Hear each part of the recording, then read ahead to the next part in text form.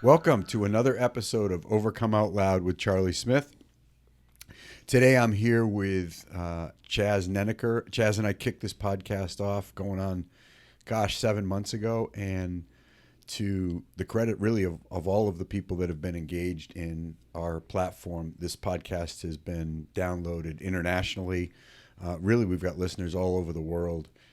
We've had incredible run of guests on. And as I do occasionally now with this podcast, I want to take a moment and step back and really look at some of the things that have been most useful and dive into some of the things and skills and lessons that we've learned and give people some tools to help them overcome, the adversity or challenge they're facing in their lives. And one of the things that we've learned a lot about and that I've spent a lot of time diving into is the concept of mindset. What's the mindset that can help you shift your perspective to help you achieve and get over and get through. And I think I'll just say Colin Henderson, who obviously I have a lot of respect for and who means a lot to me. He's been my mental performance coach for the last better part of a half year or so. Talked about adversity, really can be the golden ticket, if used properly, and that adversity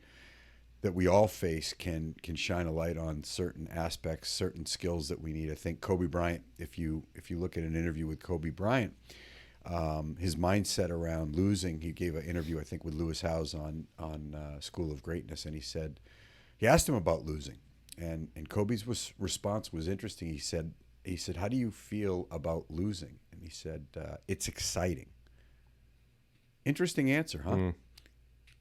Yeah. Why did he think it was exciting to lose? He says his answer exactly was, it's exciting because there's lessons in there. There's lessons in the loss. I can look at those things and look at any performance and say, what did I do well in the performance that I lost in? What do I want to get better at? And then how am I going to get better at it? And that's kind of a little what I want to dive in today, is giving people, what is mindset? And when I look at mindset and how that can prepare us to overcome adversity or challenges in our lives or overcome an obstacle that we're facing, really mindset is just this conditioned set of beliefs that drive behavior.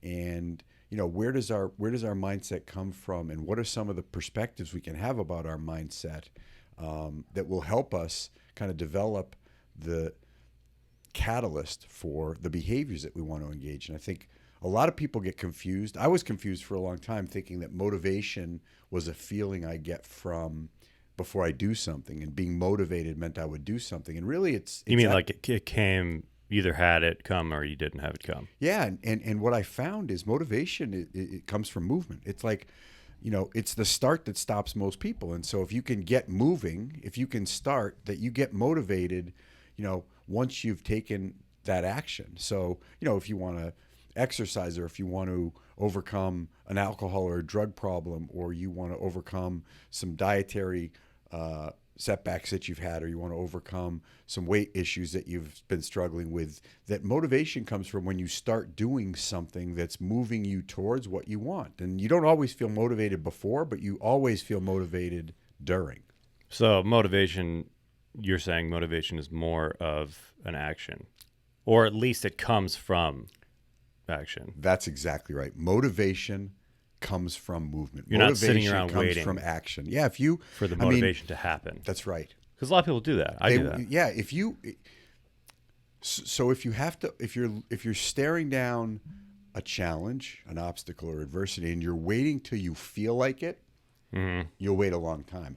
Many of us don't feel like making that shift, right? So what I wanted to do today is talk a little bit about some of the thought strategies that we can use and some of the mindset tools that we can use to overcome things in our lives. And really, it comes from kind of this idea. And if you're listening, you want to go to our YouTube channel so that you can watch, because I'm gonna do a little first time Overcome Out Loud exercise where I'm gonna work the whiteboard a little bit here in the podcast studio and frame some things. But really, if you can imagine kind of the thought cascade that starts and where our thoughts can be. When I train companies and I train corporations, I like to talk about our thinking P&L, meaning, our thinking profit and loss statement. How do we get our thinking to be above the line. And so what do I mean by that exactly? So if you could imagine a bit of the circle of life, I guess, for lack of a better term, I'll call it, in the circle of life. And we can imagine that we've got positive and negative experiences, and we've got the past, and we've got the future. And really, when we look at below the line thinking, so if this is negative, So negatives at the bottom of the circle. and positive is at the top, and our past is to the left, and our future is to the right, below the line thinking keeps us stuck. So below the line thinking, let's look at negative past. This is where we're stuck in. So that chops it into a 4-section pie, that circle. So Yeah. if you're looking at the bottom left-hand corner of that, you're inside the past half of the circle, and under the line, meaning you're in that negative corner. Right. So this is where let's just frame this. This is where shame and guilt live. This is where you're focused on, and really our brain doesn't need help. Our brain keeps score of this kind of quadrant, right? Our brain keeps score of our failures. It keeps track of our mistakes. It reminds us of them often. And sometimes we use that lens, or we'll look at the next event through the lens of that quadrant, that thought of below the line. In the past, I failed. In the past, this bad thing happened. In the past, I behaved this way. And so, shame and guilt live in the past. They're limiting beliefs and they're disempowering emotions. And when we focus on the negative past, we're thinking below the line. And it can be very challenging for us if that becomes our thought pattern. And it's really up to us to change it. We'll talk a little bit about how to do that. But that's thinking below the line in the past and in the negative. The other place we can go, again, knowing that 4 out of 5 thoughts that we have are negative. This is by research that was done by the Wellspring Institute. I want people to be aware of that because I think people get the sense that 4 out of 5. 4 out of 5 thoughts. And we could have, depending on the brain studies that you look at, anywhere from 5 to 60,000 thoughts a day. But 4 out of 5 of those thoughts are going to be negative. And some people will think, I'm really beating myself up. I call it this kind of pocket jury. This pocket jury is always finding us guilty and always finding us at fault. And that's just the way our brains are really designed. And it's up to us to change them. So this thought cascade starts at really what our bias is, and our bias is for below the line thinking. So negative past is shame and guilt. Those are our past failures. Those are our past mistakes. Those are our past discrepancies in not doing what we said we were going to do. Now, these don't take a lot of effort to be thought about. 0. These get logged. 0. They take 0 effort. No, our brain keeps score of all of this, and you can find lots of different psychologists and theorists that explain this much better than I do. But the you explain it pretty well. But it's the primitive nature of our brain. Right. It's the way our brain was developed, which was to keep us from and help us to avoid threats that were recurring in our primitive life. And It's the to more we save could you. avoid them, it's to save us. And so It's like not doing that again. Almost died. That was dinosaur's going to stomp on me. Saber-tooth tiger is going to eat me. That faring tribe is going to kill us. So stay away from there. Stay away from there. Stay away from there. Stay away from there. Biological. Yeah. You tripped on that and fell. Don't walk over there again. You saw your tribe mate walk over there and get eaten. Don't go over there again. It just keeps scoring. Then it becomes a bias, and I'll just call it that for what it is, which is a negativity bias that our brain has automatically been created. But it doesn't have. Carol DeWick out of Stanford University developed in her book developed and really started to frame what is the difference between a fixed mindset and a growth mindset. And a growth mindset simply says that, I think that way, I can change it. That it's not fixed. There's an ability to do certain things in my life that can change the way I think and start to shift this thinking. Because the other negative bias, so if I'm down here in my natural negative bias, I could also be in my negative future. So negative future is where what lives? It's worry and self-doubt. This is what I would call people future tripping. That's right. And so in the history of telling people, so that's again, below the line thinking is where we focus on the negative events that may occur in the future. So shame and guilt live in the past. Doubt, worry, and insecurity live in the future. That's where I start to predict, based on past negativity that I've experienced, that the future is going to also be negative, and that I should worry. And we get this sense, and I do this with everybody that I do my Cultivating Optimism talk with, and we'll talk about some of the science behind worry. I mean, first of all, in the history of telling somebody not to worry, nobody's ever stopped worrying. We're good at worrying because we practice. And why do we practice?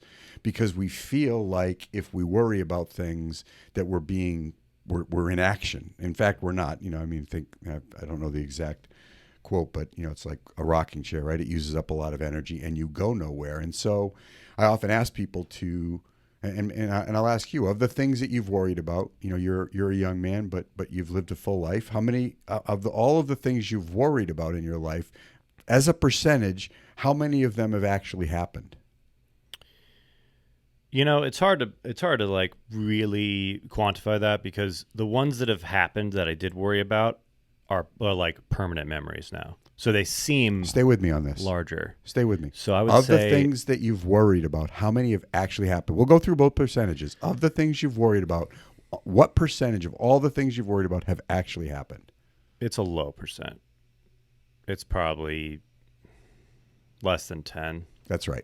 The research shows most people it's between 10 and 15% of the things they've actually worried about. It's usually much smaller, but we give a lot of privilege to things that we think we thought about and they really didn't happen, but we have a view of them. However, let's keep that percentage at 10 to 15%. Now, knowing that the other 10 to 15% actually happened and you're here today, you had all of the resources, emotional, spiritual, physical, and communal, to get through them. They didn't destroy you. None of them. No. So the truth is, whether the high percentage of things that don't happen or the low percentage of things that did, either way, we're fine. So the worrying doesn't actually do any good. And so how do we get ourselves out of that kind of below the line thinking? And what I merely would suggest is that you start shifting your thinking above the line. Meaning, so from a profit and loss standpoint, from a profit and loss standpoint, you would want your company to operate above the line because it's profitable and because it's operating well. From a thinking standpoint, you would want your thinking habits to be above the line because they serve you. So let's move above the line. We're going to move above the line to positive past. So in the past, let's go back and look at where we've had success. Let's go back and look at and identify. And I think because we've got this lens that lives down here, we pay too much privilege to the past. And so we cloud ourselves with that the past has been negative. But we also have had incredible successes in our lives, incredible achievements. We've set out to do certain things in our lives, and we've actually accomplished them. So I go back and I look at 2008 when I was facing substance abuse, alcoholism, and addiction. I decided to make a change in my life, and I was going to start working towards long-term sobriety. And I achieved that goal. I can go back to 2015 when I decided that I no longer wanted to be 290 pounds or 275 pounds, and I wanted to lose some weight. And I made some decisions about behaviors I could engage in that would get me closer to that goal. And I look back and I say, I wanted to go to Fairfield University and I wanted to go to college, and I did a bunch of things to get to college. I mean, there's lots of things that I can look at if I'm intentional to go back to my past and look at successes that I've had, and then look at the 2 or 3 things that I did during those times to give myself a little bit of a muscle, a little bit of a mindset that takes me out of the negative past and into the successful past or the achieving past, and looking at the things that I've done well. A limited mentality will focus on an abundant amount of never giving credit where credit's due.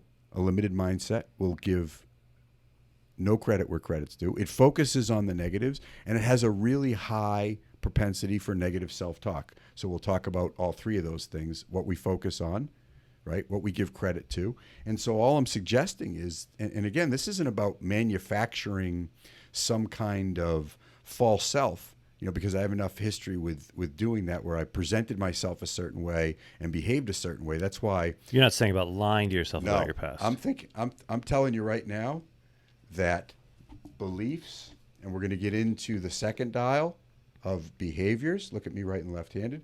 These two dials are really powerful. So getting our beliefs and our behaviors in alignment. So I'm not talking about being out of alignment like I was at some points in my life when I was really struggling and challenging. Yeah, so what does that look like? That looks like me saying I'm a good father, but driving with my kids in the car while I was loaded. That looks like me saying I'm an honest guy, but stealing prescription drugs out of my neighbor's medicine cabinet. That looks like this double life of showing somebody, wanting to believe, affirming all these things, but my self-image, my actual behaviors, the things I engage in doing, didn't reflect those. And so those two dials were out of alignment. Now, did you feel that they were out of alignment when that was occurring? I didn't have the words to describe it. No, I had never looked intentionally at my life, but I do now. And I have to keep those two dials in alignment. The lie was big enough. I don't know if you want to call it a lie, but you're out of alignment enough to not even know the situation that you were in. You were believing some of the things you were saying, like I'm a good dad, I'm a good boss, I'm a good when let me clarify that. It wasn't that I was just believing it. I could point to things that proved to me those things were true. So we have something called confirmation bias. Our ego wants to prove the parts of us that we see. So when I said I was a good father, I didn't look at the things I was doing to harm my children from an emotional standpoint. I looked at, I coached their teams. Right. I pay for their school. They were believable because they were true, but they weren't the full story. I couldn't take a look at the unhealthy parts or the dishonest parts of it because they would have destroyed me.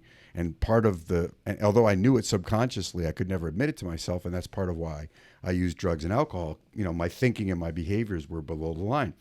So when we get above the line, we look at positive past. We look at things that we've done in the past where we've achieved results that we've wanted, where we've put in a good effort and gotten a good result, where we've had success, and we draw on those. We begin to pay attention to those. So I call them hunt the good things. Look for the done wells. Look for the things that you've done in your life.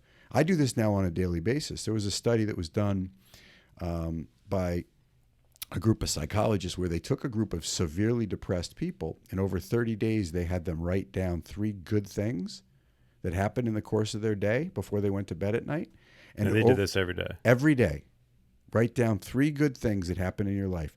And after 30 days, the test group reported going from severely depressed to moderately or mildly depressed within 30 days. So they changed the nature of their mood by focusing on the positives. And so every day when I reflect, at the end of my day, what did I do well? And that's where this past positive is. That's where that focus of thinking above the line, which is I'm not all of these negative events. And let me also say, it's also where you become empowered to ask yourself, what do I want to do better? Because you're not beating yourself up thinking that I'm a loser or I'll never accomplish. Like, I've accomplished these things and I did really well here. What do I want to do better? And It's very empowering because you have a certain, belief in yourself. Self-confidence, people think is a feeling. Self-confidence is not a feeling. Self-confidence comes from behavior. There's 2 primary contributors to self-confidence. Number 1 is self-talk, and number 2 is commitment to the goals that you have, the process goals, the things that you do every day in support of what you want. So if you can engage in healthy self-talk and then back that up with behaviors consistent with what you want, you're going to become more self-confident. You're going to feel more self-confident. But if I just said I'm self-confident, but I haven't been exercising 3 days a week, if I haven't been, going to meetings that I say I'm going to go to, if I haven't been returning phone calls, I'm going to start to feel like a fraud. And I think that's a lot where, that kind of false self comes from. So thinking above the line is past positive.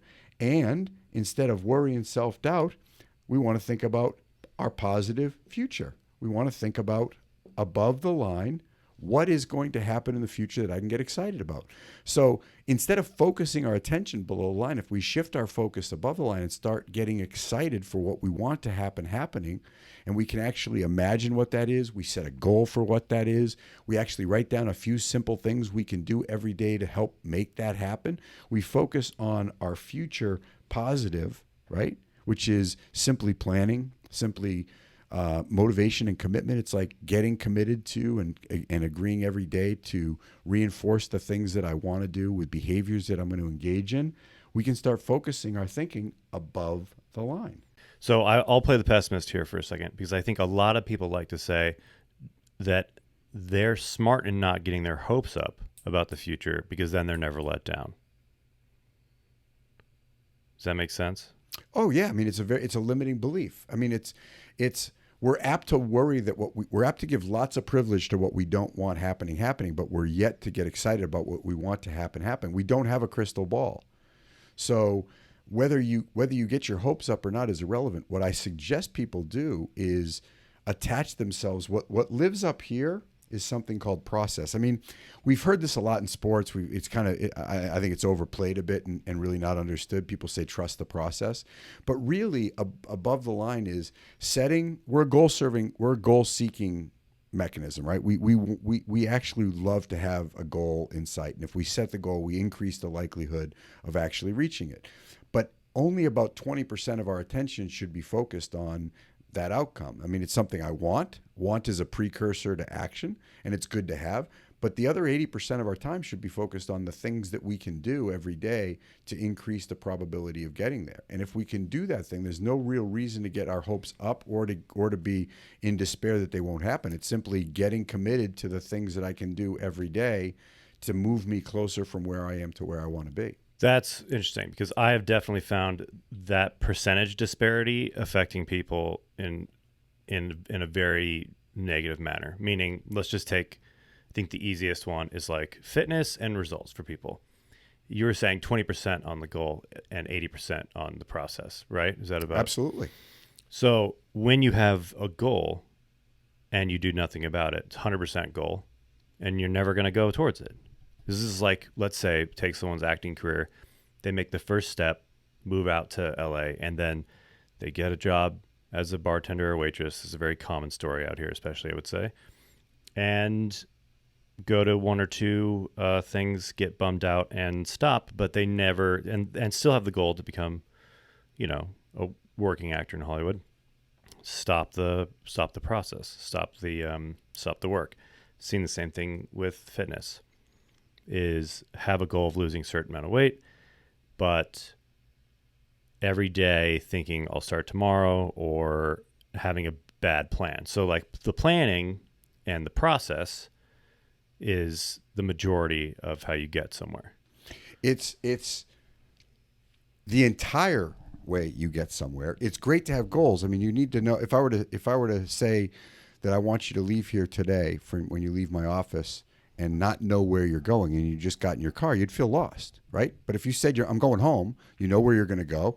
If you didn't know how to get, at least you have a target. You know where you're going to go, and then if you didn't know exactly where it is, we could print out directions and tell you what turns to take. And then if you took all the directions, you'd end up where you wanted to go ultimately, right? Right. And it's the same. It's the same with overcoming adversity or obtaining something that you want.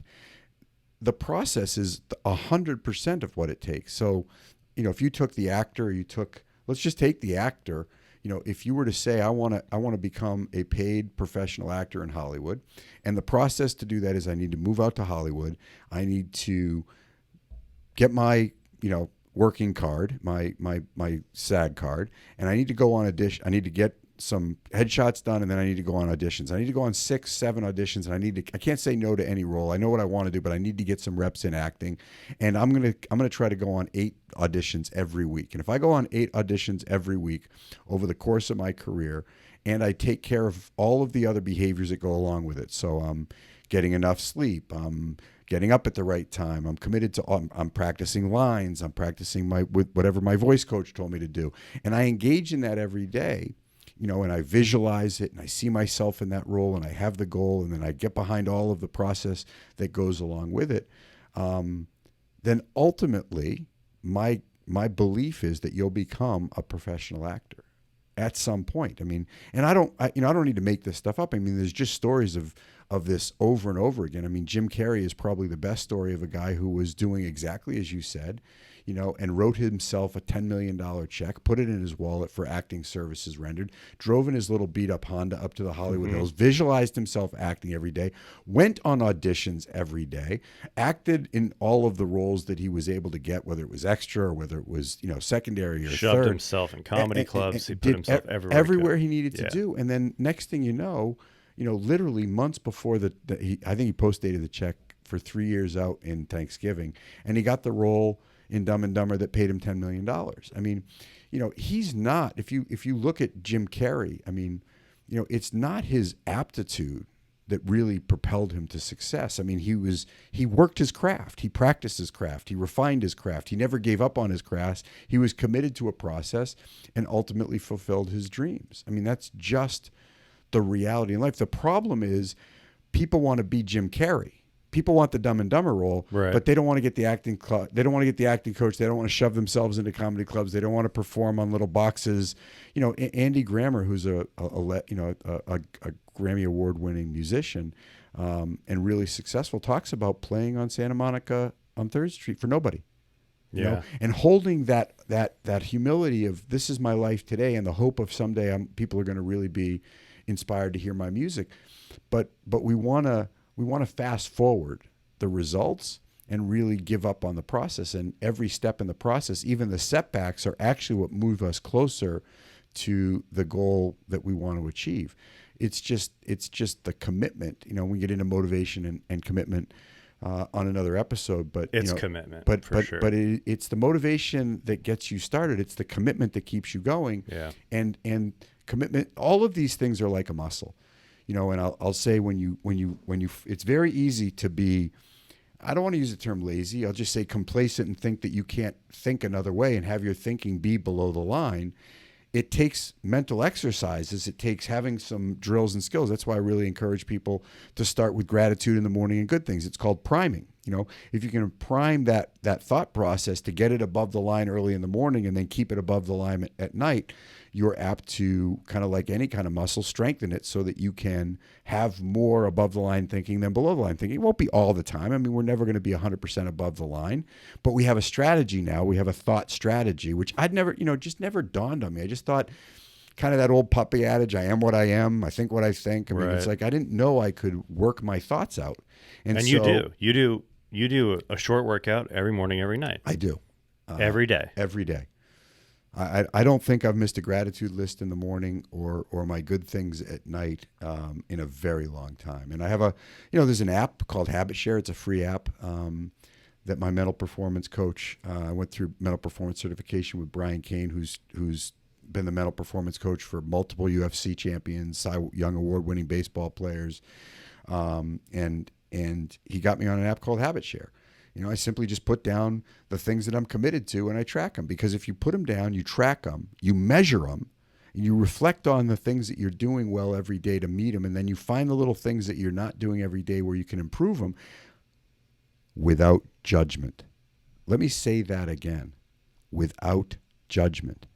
So it's not that I'm a loser, I'm bad, or I can't do this, those kind of disempowering statements. What I can say to myself is I'm getting better at this every day. I'm making progress. I had a little setback today because I didn't schedule my time properly. And tomorrow I've got to, I'm going to focus on planning tomorrow today. Before I go home at night, I'm going to look at the couple of things I need to do. And I think people get overwhelmed. To your point about the acting, it's like, I'm not an Academy Award-winning actor. I'm not getting regular roles. Therefore, this is just not worth it. And then all of a sudden, you get those disempowering thoughts that create those disempowering behaviors.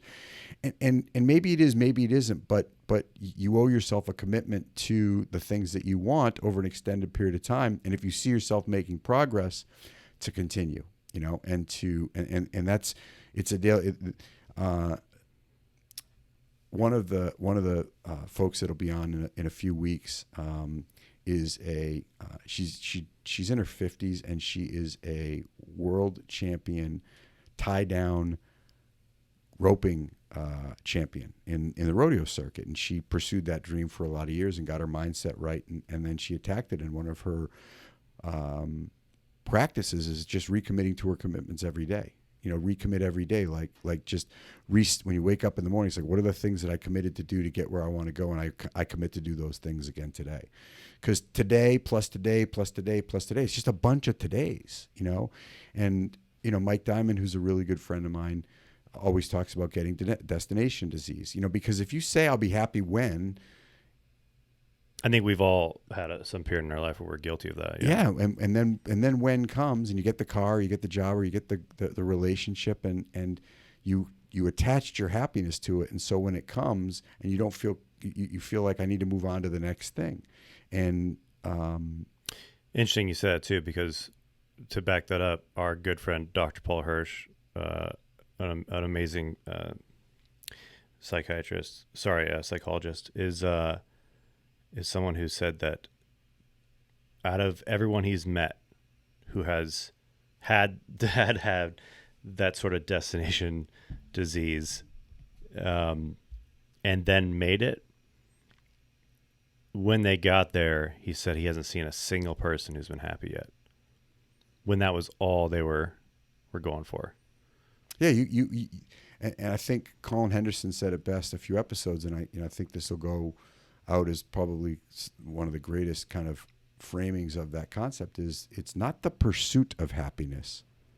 The pursuit is happiness. It's the daily pursuit of learning, of growing, of doing, of having setbacks, and then looking what you can do to overcome them. And I mean, I think, there's been a little bit of a meme going around that said, I don't want to be called resilient anymore. I just want a day of peace. And if you can view being resilient as a way to find peace, then, being resilient is just facing, adversity and challenges in your life and overcoming them to thrive. It's like I always kind of bounce the ball. It's like the amount of pressure on the ball, the more pressure, the higher it bounces.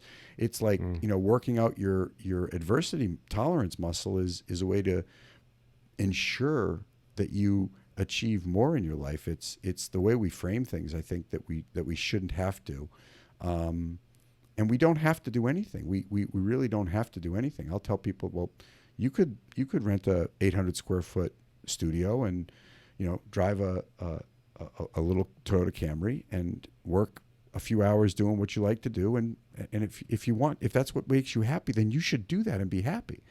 But well, then you have to do more. If you want more, you have to be more. It's really a choice. And I think all of us, we'll be talking more as we launch the My Life, My Pen platform. And I've come up with the real cost of having the pen to the story of your life. The real cost of owning the pen that you write the story of your life with is that you can't blame, complain, or get defensive anymore about the choices that you're making, because you're making them. And your life is really in your hands, and so what you want is what you go after, and how you go after it is up to you.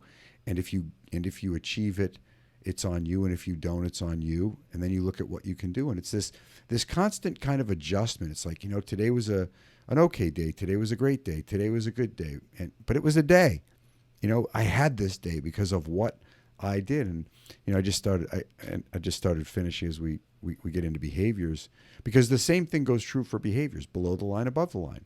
If I get intentional about what I want in life, there's a bunch of behaviors that are below the line, which means I'm moving further away from getting what I want. Take sobriety. Do I do the things that I need to do every day that are above the line behaviors that help me stay sober? There's a list of them.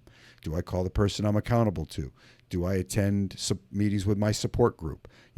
Do I get connected to a power greater than myself? Am I trying to help somebody else? Those are above the line behaviors, and below the line behaviors is not doing those. If I want long-term sobriety, my behaviors are above the line, in the green.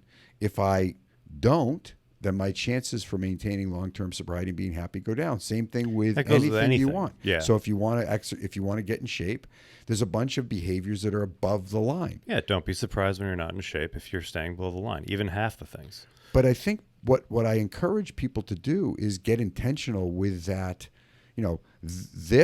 the pen and a piece of paper, we're using the whiteboard in here. They're very powerful for us to take our intention from here and put it here, for us to see it and get deliberate.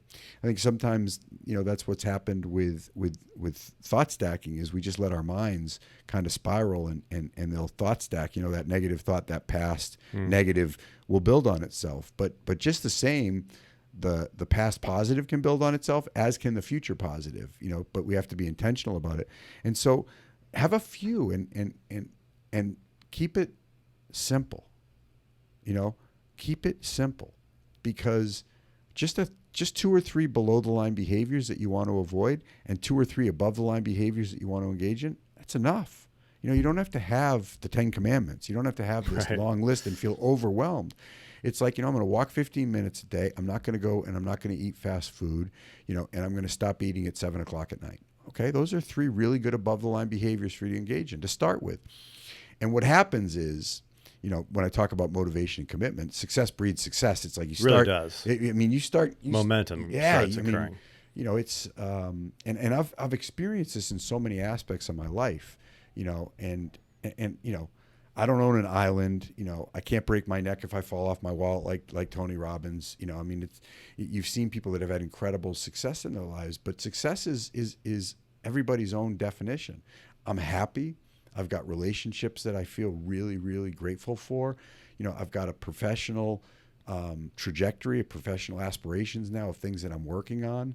And I'll tell, I'll speak openly. You guys, on this podcast know I'm turning a new chapter in my professional career, and I've never hosted a podcast. And we started by just getting this equipment. We got some microphones, we got some headphones, we had a sign made.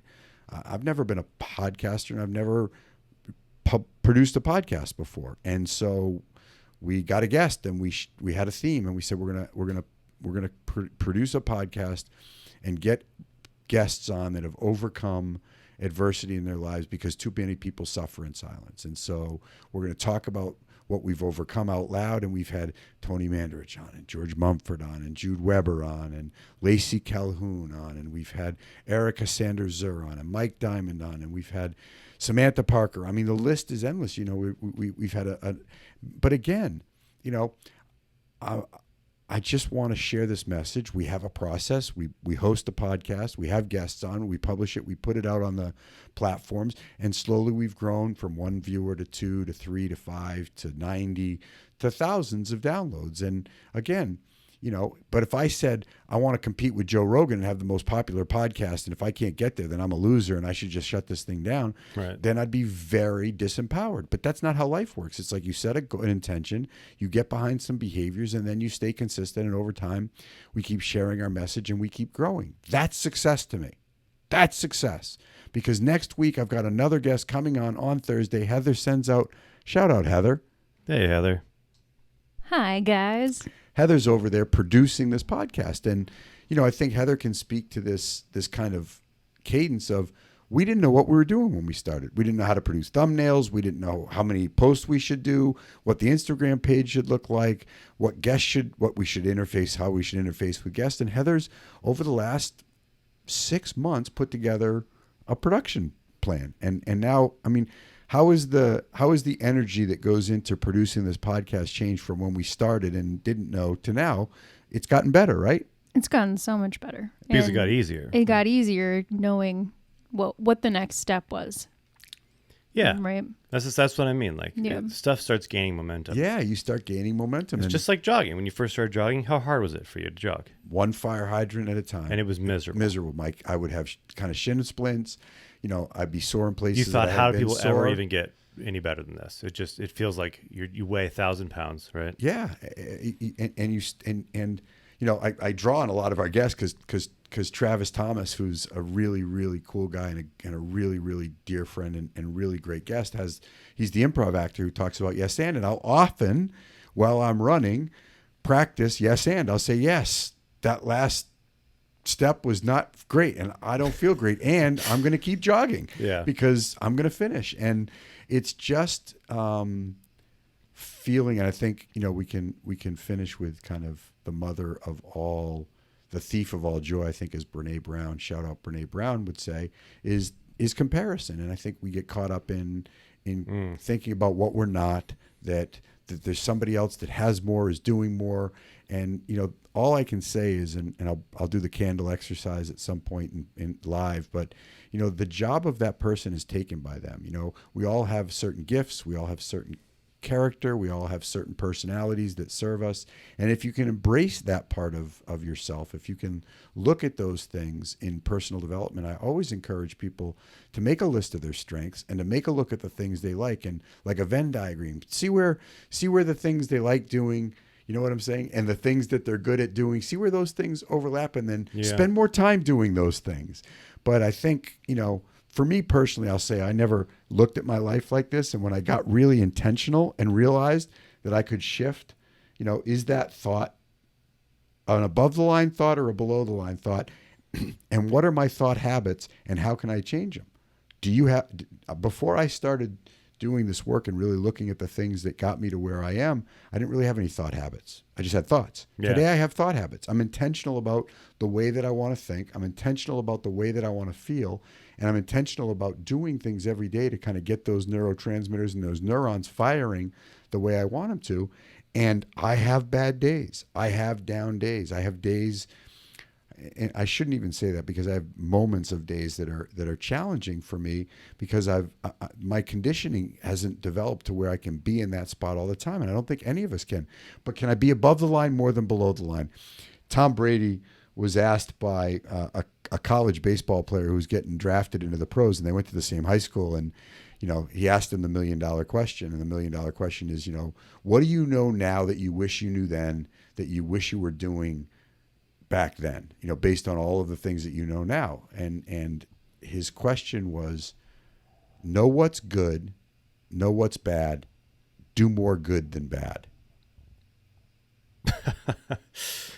Do more good. Yeah, that's good. Have more above the line thoughts than below the line thoughts. Have more above the line behaviors. Have more above the line behaviors than below the line behaviors, and you'll build momentum.